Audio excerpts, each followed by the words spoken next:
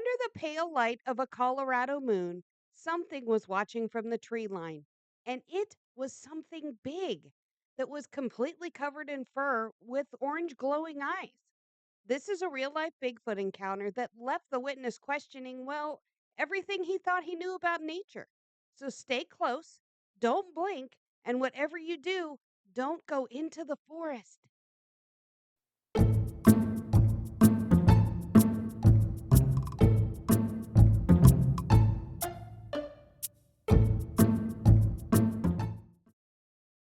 In today's video, we are going to be looking at a viewer submission story from Jeremy, who had a sighting on June 21st, 2024, in the area of Gunnison, Colorado.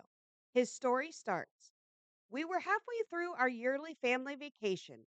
My wife and I decided this year would be more unplugged instead of our usual busy vacations. No Wi Fi, no screens, just fresh air in the mountains. We arrived at a quiet cabin near Gunnison, Colorado. The cabin sat near the tree line of a forest. It was beautiful and a mostly secluded place. It offered scenic views and the opportunity for both hiking and fishing. The first day, nothing out of the ordinary happened. The highlight of the day was a beautiful hike with the family. The second day, it also went as planned, with some fishing and a campfire. We all went to bed easily. Like most people, I don't sleep well when I'm not in my own bed. Around 2 a.m. that night, I woke up to footsteps. They were coming from directly outside the cabin and seemed to walk by our bedroom window. They didn't sound like an animal on all fours, and it wasn't the sound of something rummaging or scurrying around. They were deliberate steps, slow and heavy. I laid in bed for a few minutes, trying to decide if it was just my half asleep imagination or if it was actually worth getting up for. I decided to get up and look because I had really wanted to see a bear on this trip. And judging by how heavy and slow the steps were, I thought this might be my chance. But I didn't get to see a bear that night. What I did see, though, was absolutely incredible. There was a definite shape standing between the trees just in front of the tree line. It was tall and completely still. Whatever this thing was, it appeared to be staring directly at me through the window. And honestly, it's something I'll never be able to forget. It had to have been 7 to 8 feet tall. Its eyes were an orangish yellow color.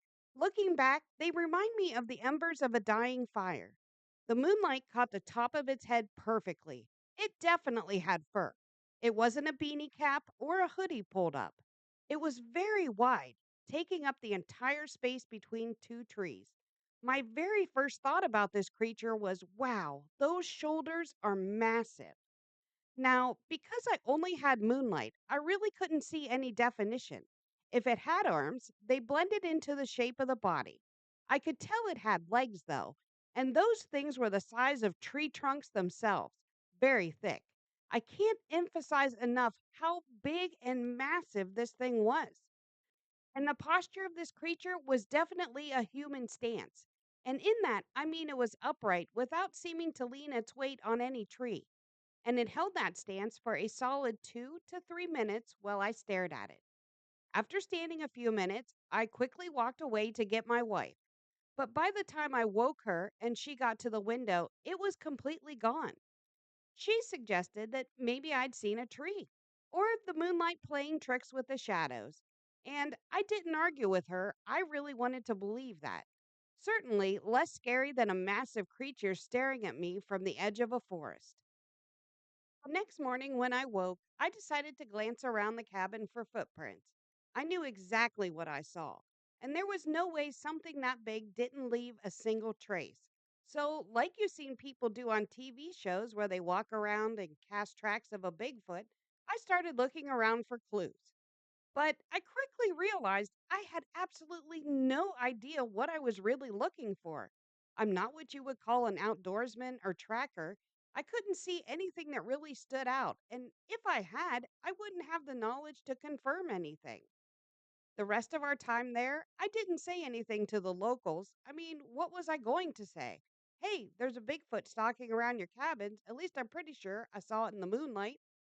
I still don't know exactly what I saw or heard, but I do know that I have no plans to ever take my family to the forest again. Thanks for listening, Jeremy. I'd like to say a big thank you to Jeremy for submitting his story and for allowing me to tell it while using the real names and places of the encounter. This helps to add to the legend and put more history behind it. Until next time.